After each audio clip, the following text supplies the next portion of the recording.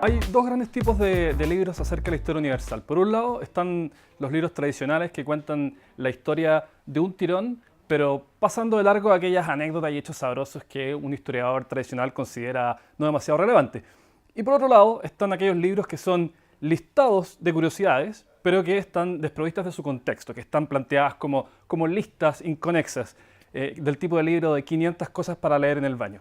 Entonces lo que hace Historia Universal Freak es aunar las dos cosas en un relato coherente, pero sabrosamente condimentado con todos esos datos curiosos y todas esas anécdotas que hacen la historia humana mucho más memorable.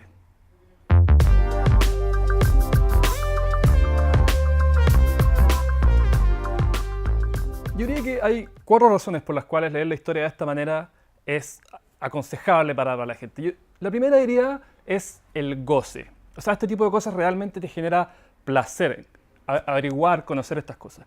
Y al final, una de las grandes razones que uno tiene para leer es justamente esa. No es la única, pero el goce es una motivación importante.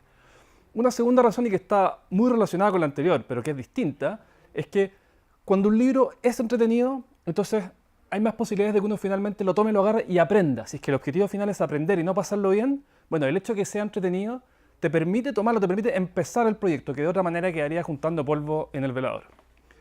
Un tercer elemento, diría yo, es que si bien los datos freak pueden no ser imprescindibles para entender los procesos históricos, sí operan como anclas en la memoria.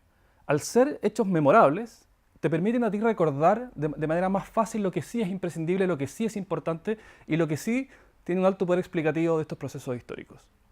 Y yo diría, en cuarto lugar, que los datos freak muchas veces reflejan cambios históricos, que hoy día consideramos freak, pero que de esa manera nos hablan de cómo antiguamente el ser humano se comportaba, de cómo era, y en sí mismos permiten entender mejor cómo la humanidad ha evolucionado. Por ejemplo, en el Reino Unido en el siglo XVIII, la gente que no tenía suficiente plata para comprar azúcar, porque el azúcar era muy caro, a veces se teñían los dientes negros para aparentar que tenían las caries de la gente que sí realmente podía consumir azúcar. Entonces, eso es muy memorable y eso te permite ir atrás y entender de mejor manera cómo funcionaba el mercado y cómo funcionaba la industria alimenticia en el siglo XVIII y otra serie de cosas que sí son de verdad fundamentales o que permiten entender mejor la historia humana.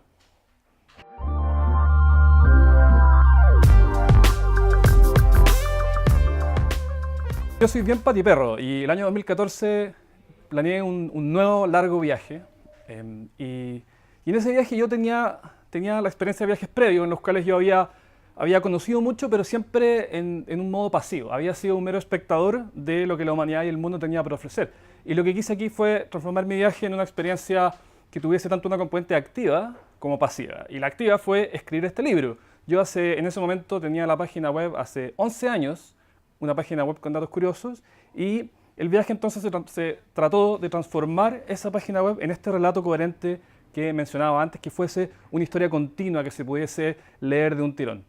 Y lo que pensaba que iba a ser una experiencia de una vez, que iba a acabar en ese libro, fue una experiencia tan disfrutable para mí que terminó transformándose hasta ahora en un estilo de vida.